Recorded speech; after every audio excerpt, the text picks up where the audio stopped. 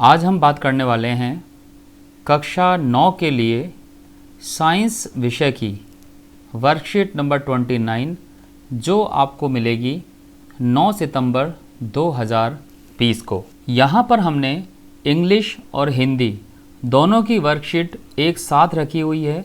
सबसे पहले हम इस वर्कशीट का एक ओवरव्यू लेंगे जिससे आपको पता चले कि ये सिर्फ एक पेज की दिखने वाली वर्कशीट वो एक पेज की एक छोटी सी वर्कशीट नहीं है। इसमें बहुत सारी टर्म हैं, बहुत सारे कॉन्सेप्ट हैं जो छुपे हुए हैं जिसको कि शायद हम 5 या 10 मिनट में कवर नहीं कर पाएंगे। तो ज़रूरी है कि हम इसके ज़रूरी पॉइंट्स को जान लें। सबसे पहले पॉइंट की बात करते हैं। सबसे पहला पॉइंट है मूल बिंदु। हिंदी में देखिए मूल बिंदु लिखा हुआ है, इंग्लिश में ये पॉइंट है रेफरेंस पॉइंट या ओरिजिन। उसके बाद आते हैं सेकंड पॉइंट पर। सेकंड पॉइंट है डिस्टेंस एंड डिस्प्लेसमेंट, दूरी और विस्थापन। इंग्लिश में इसको हम लिखते हैं डिस्टेंस एंड डिस्प्लेसमेंट। ये दूसरा पॉइंट है जो यहाँ पर हमें समझना है। तीसरा पॉइंट है एसआई सिस्टम, ये लिखा हुआ है एसआई पद्धति और इंग्लिश में यहाँ पे लिखा हुआ है एसआई सिस्टम। फोर्थ पॉइंट जो हमें यहाँ पर जानना है वो है चाल। हिंदी मीडियम में यहाँ पर चाल है और इंग्लिश में हम इसको बोलते हैं स्पीड। उसके बाद आते हैं पांचवी चीज़ पर। पांचवी है यहाँ पर औसत चाल, जिसको इंग्लिश में हम बोलते हैं एवरेज स्पीड। उसके बाद आते हैं सिक्स्थ पॉइंट पर जिसे हमें जानना है वो है uniform motion. Uniform motion Hindi में इसका नाम है एक समान गति। सेवन्थ पॉइंट पर आते हैं वो है नॉन यूनिफॉर्म मोशन, हिंदी में इसको बोलते हैं असमान गति। एट्थ पॉइंट पर आते हैं। एट्थ पॉइंट है ग्राफ। हिंदी में यहाँ पर हमने देखा है दूरी समय ग्राफ और इंग्लिश में यहाँ पर है डिस्टेंस टाइम ग्राफ। सिर्फ इतना ही नहीं, नाइन्थ पॉइंट पर आते हैं। नाइन्थ पॉइंट पर यहाँ लिखा हुआ है गति की दर, रेट ऑफ स्पीड, और इसको यहाँ पर रिप्रेजेंट किया हुआ है मूविंग फास्टर से, कौन तेज चल रहा है। तो इस तरह से हम देखते हैं जो एक पेज पर हमें शीट नज़र आ रही है वो एक छोटी सी शीट दिख रही है, लेकिन ये छोटी सी शीट नहीं है। सिर्फ ग्राफ के नाम पर हमें यहाँ पर ग्राफ भी बनाने सीखने होंगे और ये सारी चीज़ 10 या 12 मिनट में समझना संभव नहीं है। इन सभी को अगर हम डिटेल में जानना चाहते हैं तो उसके लिए हमें ये सारी चीज़ें डिटेल में समझनी होंगी जिससे कि आगे आने वाले सभी कॉन्सेप्ट को हम समझ पाएँ। तो YouTube पर हमारे ये वीडियोस 7 पार्ट में ये पूरा चैप्टर किया हुआ है और मैं चाहूँगा कि आप इसी ऑर्डर में, जिस ऑर्डर में ये लिखी हुई हैं उसी ऑर्डर में ये 7 पार्ट समझिए। आप देख सकते हैं सबसे पहले में डिस्क्रिप्शन ऑफ मोशन है जिसमें motion along a straight line, Hindi में से बोलेंगे सरल रेखीय गति। ये है इसका दूसरा पार्ट। ये है uniform and non uniform motion, Hindi में से बोलेंगे एक समान गति और असमान गति। ये है इसका तीसरा पार्ट जिसमें है measurement of rate of motion, speed and velocity, Hindi में इसे बोलेंगे चाल एवं वेग। इसके बाद आते हैं हम फोर्थ वीडियो पर। यह है rate of change of velocity and acceleration, Hindi में इसको बोलेंगे वेग परिवर्तन की दर और त्वरण। पांचवा वीडियो जो है वो डिस्टेंस टाइम ग्राफ के बारे में है, मीन्स दूरी समय ग्राफ। सिक्स्थ वीडियो जो है ये वेलोसिटी टाइम ग्राफ के बारे में है, इसका मतलब है वेग समय ग्राफ। और अंतिम वीडियो यानी कि 7वां वीडियो है equation of motion, uniform circular motion, means गति के समीकरण और वृत्तीय गति। तो आप समझ सकते हैं आज की वर्कशीट में जो चीज़ें शामिल हैं वो चीज़ें हैं चाल, वो चीज़ें हैं दूरी समय ग्राफ, वो चीज़ है असमान गति और एक समान गति। तो इस तरह से काफ़ी सारी चीज़ें हैं जो आज की एक पेज की वर्कशीट में शामिल हैं। अब हम कोशिश करते हैं कि इस वर्कशीट को यहाँ हम आसान भाषा में समझ सकें और इन सभी 7 वीडियो का लिंक आपको डिस्क्रिप्शन में और ऊपर आई बटन में इन सब का लिंक मिल जाएगा। सबसे पहले हम बात करते हैं डिस्टेंस और डिस्प्लेसमेंट की, यानी कि दूरी और विस्थापन। ये इंग्लिश का पोर्शन है और ये पोर्शन हिंदी का पोर्शन है। इन दोनों को समझने के लिए जो चीज़ इम्पोर्टेंट है वो है ये डायग्राम। इस डायग्राम से हम तीन चीज़ें समझेंगे। पहली चीज़ होगी मूल बिंदु या ओरिजिन, वो क्या होता है। दूसरी चीज़ होगी हम ये देखेंगे डिस्प्लेसमेंट और डिस्टेंस क्या चीज़ है।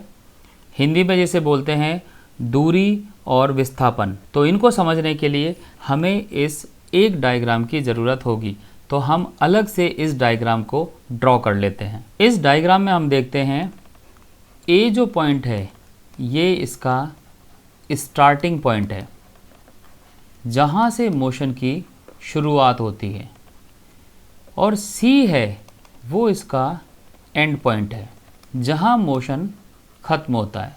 यहाँ हम देखते हैं ए से लेकर सी तक जाने के दो रास्ते हैं।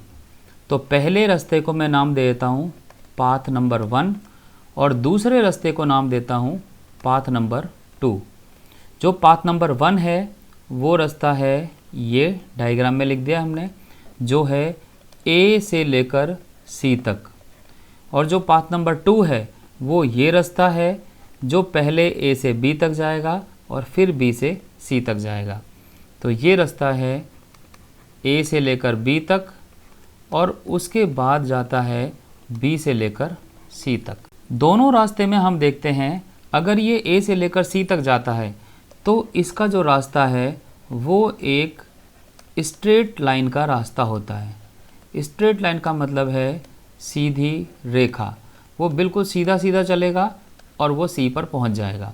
लेकिन ए से लेकर बी और बी से लेकर सी तक जाता है तो रास्ता जो है वो एक अलग रास्ता होता है जो सीधी रेखा नहीं है। अगर हम बात करते हैं ए से लेकर सी तक चलने में उसको सिर्फ 5 मीटर चलना पड़ा, लेकिन वो अगर ए से बी और बी से सी पर जाएगा तो पहले चलेगा 3 मीटर और फिर चलेगा 4 मीटर और टोटल डिस्टेंस वो चलेगा 7 मीटर।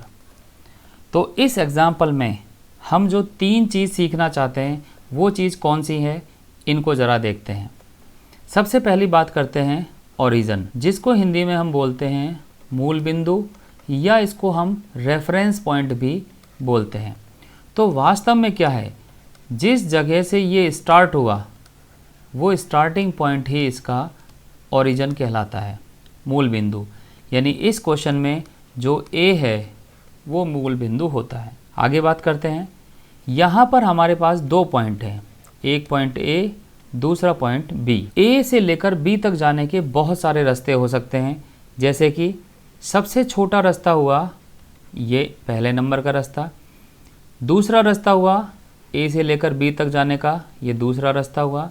ऐसे ही हम तीसरा रास्ता बनाते हैं, ये हुआ इसका बी तक जाने का तीसरा रास्ता। तो हम देखते हैं एक रास्ता तो है जो स्ट्रेट लाइन है और सबसे छोटा है, उस रास्ते को हम बोलते हैं विस्थापन या डिस्प्लेसमेंट। तो ये देखिए ये सीधा रास्ता है, इसको हम बोलेंगे विस्थापन और इंग्लिश में इसका नाम है डिस्प्लेसमेंट। लेकिन इस पहले रास्ते के अलावा जितने रास्ते होंगे वो होंगे डिस्टेंस या दूरी। तो हम ये कह सकते हैं जो दूरी है वो सिंपल है पाथ लेंथ। वो आदमी जिस पाथ से गया है उसी की लंबाई को हम दूरी कहते हैं, यानी कि उसके द्वारा चले गए रास्ते की लंबाई, इसको हम दूरी कहते हैं। लेकिन जो डिस्प्लेसमेंट है वो क्या होगा, वो होगी एक स्ट्रेट लाइन, यानी कि मिनिमम डिस्टेंस। हिंदी में इसे बोलेंगे न्यूनतम दूरी। और दूरियों को हमेशा मीटर में नापा जाता है, इसलिए इसकी यूनिट है मीटर। आपने इस पैराग्राफ में एक जगह एसआई पद्धति पढ़ी होगी, एसआई पद्धति, जिसको इंग्लिश में बोलते हैं एसआई सिस्टम। वास्तव में ये क्या है, थोड़ा सा इसको भी देख लेते हैं। हमने लास्ट वर्कशीट में पढ़ा था कि कुछ फिजिकल क्वांटिटी होती हैं, यानी कि भौतिक राशि, जिसमें से एक राशि थी मास, दूसरी राशि है लेंथ और तीसरी राशि है टाइम। इसके अलावा भी 4 राशियाँ और होती हैं, टोटल 7 तरह की क्वांटिटी थी। अगर हम मास को किलोग्राम में, लेंथ को मीटर में और टाइम को सेकंड में मेज़र करते हैं तो इस तरह के सिस्टम का नाम SI सिस्टम होता है। चूँकि यहाँ पर लेंथ मेज़र करने के लिए हमने मीटर यूज़ किया, इसलिए हमने बोला कि ये SI पद्धति में नापी गई लंबाई है। अब हम इन ग्राफ को देखते हैं। ये ग्राफ, जो दो ग्राफ आपको दिखाई दे रहे हैं, इनमें सिर्फ इतना फ़र्क है कि एक इंग्लिश मीडियम का है और दूसरा हिंदी मीडियम के लिए है। इन ग्राफ को थोड़ा ध्यान से देखते हैं। मैंने आपको पहले भी बताया, ये सारे कॉन्सेप्ट इतने छोटे कॉन्सेप्ट नहीं हैं कि ये एक बार में समझ में आ जाएं। इसलिए मैं आपको फिर से सलाह देता हूँ कि उन वीडियो को ध्यान से सुनिए, बार बार उनको सुनिए। कुछ समझ में नहीं आता है तो कमेंट बॉक्स में पूछिए, लेकिन यहाँ हम इन ग्राफ को शॉर्टकट में समझने की कोशिश करते हैं। ग्राफ बनाना आपने सीखा ही होगा। तो ये जो पॉइंट है 0, ये है मूल बिंदु या ओरिजिन। ये टाइम एक्सेस है, इसका मतलब टाइम लगातार बढ़ता रहेगा। तो यहाँ से बढ़कर टाइम मान लिया है यहाँ पर 1 सेकंड हो गया है, यहाँ से बढ़कर यहाँ 2 सेकंड हुआ, ये यहाँ पर 3 सेकंड हुआ, ये यहाँ पर 4 सेकंड हुआ। इसी तरह से ये टाइम आगे बढ़ता जा रहा है। डिस्टेंस, वाई एक्सेस पर ये डिस्टेंस है, तो ये ऊपर की तरफ बढ़ाएंगे हम। 0 से लेकर यहाँ तक के डिस्टेंस को मान लिया 5 मीटर है, और यहाँ डिस्टेंस पर इसको 10 मीटर मान लेते हैं, यहाँ पर 15 मीटर मान लेते हैं। हम देखते हैं 0 सेकंड पर हमारी वस्तु इस पॉइंट पर है, यानी कि 10 मीटर पर। 1 सेकंड पर भी ये फिर से 10 पर है, 2 सेकंड पर फिर से 10 पर है, 3 सेकंड पर फिर से 10 पर है, 4 सेकंड पर फिर से 10 पर है। इसका मतलब हम कभी भी देखें वस्तु 10 मीटर वाले पॉइंट पर ही रखी है, इसका मतलब वस्तु रुकी हुई है, नॉट इन मोशन। तो ये ग्राफ देखने में तो ऐसा लगता है कि ये एक स्ट्रेट लाइन ग्राफ है, लेकिन ये वास्तव में उस वस्तु का ग्राफ है जो कि रुका हुआ है। तो ये एक स्ट्रेट लाइन ग्राफ है। तो हम ये समझ सकते हैं वस्तु चाहे चल रही हो चाहे रुकी हुई हो, हम उसका डिस्टेंस टाइम ग्राफ बना सकते हैं। अब हम आगे चलते हैं। फिर से हमारे सामने एक ग्राफ है, इस ग्राफ का भी एनालिसिस करके देखते हैं। टाइम की value 0, this is 1, this is 2, this is 3, this is 4, ये टाइम है। इसी तरह से डिस्टेंस को मान लेते हैं, ये 5 मीटर, ये 10 मीटर, ये 15 मीटर, ये 20 मीटर। अब एक एक टाइम पर पोजीशन देखते हैं। 1 पर पोजीशन है 5 मीटर की, 2 पर पोजीशन है, इसको ऊपर बढ़ा के मिलाते हैं तो ये देख सकते हैं ये पोजीशन 10 की मिली। इसी तरह से 3 की पोजीशन देखते हैं, इसको ऊपर बढ़ाते हैं, इसको आगे से बढ़ाते हैं, ये 15 मीटर और ये 20 मीटर। तो हम देखते हैं कि हर एक सेकंड के बाद इस 1 सेकंड में 5 मीटर, इस 1 सेकंड में फिर से 5 मीटर चल के 10 मीटर पे आ गई, फिर 1 सेकंड में फिर से और 5 मीटर चली और 15 पे आ गई। इसी तरह से 1 सेकंड बाद फिर 20 पर आ गई। तो यहाँ पर हम देखते हैं ये ग्राफ एक मोशन का ग्राफ है, ऑब्जेक्ट लगातार बढ़ता जा रहा है।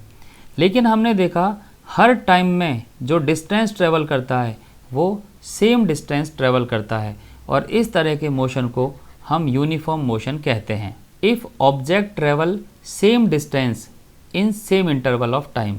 हिंदी में हम इसको बोल सकते हैं, अगर वस्तु समान समय में समान दूरी तय करती है तो इस तरह की गति को एक समान गति कहते हैं। तो ये ग्राफ एक समान गति के लिए डिस्टेंस टाइम का, यानी कि दूरी समय का ग्राफ हुआ।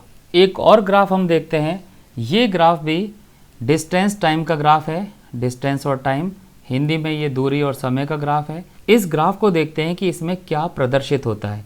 फिर से वही, ये 0 टाइम, ये 1, इसको हम मान लेते हैं 2, इसको 3, इसको 4, डिस्टेंस की वैल्यूज़ को ये 5, ये 10, ये 15, ये 20। यहाँ हम देखते हैं 0 से लेकर एक समय में जो ऑब्जेक्ट है वो यहाँ पहुँचा, लेकिन ये पॉइंट तो 5 नहीं है, ये 5 से कम है। 2 सेकंड पर देखा, अब ये करीब 5 पर पहुँच चुका है। 3 सेकंड पर देखा, अब ये 10 से ज़्यादा पर पहुँचा हुआ है। 4 सेकंड पर देखा तो 4 सेकंड पर तो ये 20 पर पहुँचा हुआ है। तो कहने का मतलब है यहाँ पर भी ये 1 सेकंड है, यहाँ भी 1 सेकंड, यहाँ भी 1 सेकंड, यहाँ भी 1 सेकंड। लेकिन हर बार जो डिस्टेंस ट्रेवल की है वो लगातार अलग अलग है। यहाँ पर जो डिस्टेंस ट्रेवल करी वो 2 मीटर होगी, यहाँ जो डिस्टेंस ट्रेवल करी वो 5 से ज़्यादा है, यहाँ 10 से ज़्यादा है और यहाँ 20 से भी ज़्यादा। तो ऐसा मोशन जिसमें ऑब्जेक्ट सेम टाइम में सेम डिस्टेंस ट्रेवल नहीं करता, उस तरह का मोशन को बोलते हैं नॉन यूनिफॉर्म मोशन। इसमें हम लिख सकते हैं object travel different distance in same interval of time. Hindi में इसको बोलेंगे असमान गति। असमान गति का मतलब है समान समय में अलग अलग दूरी तय करता है, और इस तरह की गति को हम बोलते हैं असमान गति। अब हम आते हैं इस पोर्शन पर। यहाँ पर हम देख सकते हैं चाल यानी कि स्पीड के लिए बात की गई है। हम देख चुके हैं कि गति समझने के लिए 2 चीज़ों की ज़रूरत होती है, एक चीज़ है समय और एक चीज़ है दूरी। तो चाल निकालने का जो सिंपल तरीका है वो है डिस्टेंस अपॉन टाइम, यानी दूरी अपॉन समय। तो चाल हम निकाल सकते हैं दूरी अपॉन समय। इंग्लिश में हम लिखेंगे इसको डिस्टेंस अपॉन टाइम। अगर ऑब्जेक्ट का मोशन एक यूनिफॉर्म मोशन है तब तो सिंपली डिस्टेंस अपॉन टाइम। अगर ऑब्जेक्ट का मोशन नॉन यूनिफॉर्म हुआ तो अलग अलग टाइम पर अलग अलग डिस्टेंस होंगी। तो ऐसे केस में क्या करेंगे, हम टोटल डिस्टेंस पता लगाएंगे और फिर टोटल टाइम से उसको डिवाइड कर देंगे, और उस तरह से जो स्पीड आएगी वो एवरेज स्पीड होगी। जैसा कि यहाँ पर तय की गई कुल दूरी और कुल समय, और इस तरह से जो चाल निकलेगी वो औसत चाल कहलाएगी। अब लास्ट में इन क्वेश्चंस की बात करते हैं। पहला question, differentiate between distance and displacement, मतलब दूरी और विस्थापन के बीच का डिफरेंस बताना है। यह हमें पता है, दूरी पाथ लेंथ होती है और विस्थापन उसके बीच की मिनिमम डिस्टेंस होती है। जो विस्थापन है यानी डिस्प्लेसमेंट, ये एक वेक्टर क्वांटिटी है, जबकि दूरी एक स्केलर क्वांटिटी है। सेकंड क्वेश्चन को देखते हैं। एक कार 5 सेकंड में 20 मीटर की दूरी ट्रेवल करती है। 5 सेकंड में 20 मीटर, और फिर 20 मीटर चलती है 3 सेकंड में, फिर अगले 20 मीटर चलती है 3 सेकंड में। तो औसत चाल बतानी है। औसत चाल का मतलब है एवरेज स्पीड पता लगाने के लिए सारी डिस्टेंस को हम ऐड कर देते हैं और सारे टाइम को हम ऐड कर देते हैं। तो ऊपर टोटल डिस्टेंस हो जाएगी 40 और टाइम हो जाएगा 8, और इस तरह से हम एवरेज स्पीड निकाल सकते हैं, और यहाँ पर एवरेज स्पीड हो जाएगी 5 मीटर पर सेकेंड। थर्ड क्वेश्चन है डिफाइन स्पीड, और इसकी एसआई यूनिट लिखिए। स्पीड की डेफिनेशन वर्कशीट में लिखी हुई है, वहाँ से आप देख सकते हैं, और इसकी एसआई यूनिट होती है मीटर पर सेकेंड, जो कि हमने अभी सवाल में देखा। Fourth question, in the given distance time graph of 3 object A B C which one is moving faster, कि कौन सा तेज चल रहा है। तो यहाँ हम देखते हैं, अगर ये बी वाले पोर्शन को देखते हैं कि ये 0 टाइम हुआ, ये 1 सेकेंड, ये 2 सेकेंड, तो 1 सेकेंड के बाद दूसरे सेकेंड पे पहुँचने पर बी तो यहीं पर पहुँचा है, सी उससे भी ज़्यादा पहुँचा है, और ए उससे भी ज़्यादा पहुँचा है। यानी 1 सेकेंड में सबसे ज़्यादा जो दूरी तय की है वो ए वाले ऑब्जेक्ट ने की है। तो हम कह सकते हैं इसका जो ए ऑब्जेक्ट है वो सबसे फास्ट चल रहा है, क्योंकि वो हर सेकंड में उसकी डिस्टेंस ट्रेवल बढ़ती जा रही है। इसलिए हम कह सकते हैं ए की स्पीड सबसे ज़्यादा तेज़ है। उम्मीद है इस वर्कशीट में आपको कुछ समझ में आया होगा, लेकिन हो सकता है कुछ चीज़ें आप समझ में नहीं आई हों। तो आप प्लीज़ उन वीडियोज़ को देखिए, वहाँ पर कुछ समझ में नहीं आता है तो कमेंट बॉक्स में आप अपना सवाल पूछिए, मैं नेक्स्ट वीडियो में आपके सवाल का जवाब दे दूँगा। Thank you.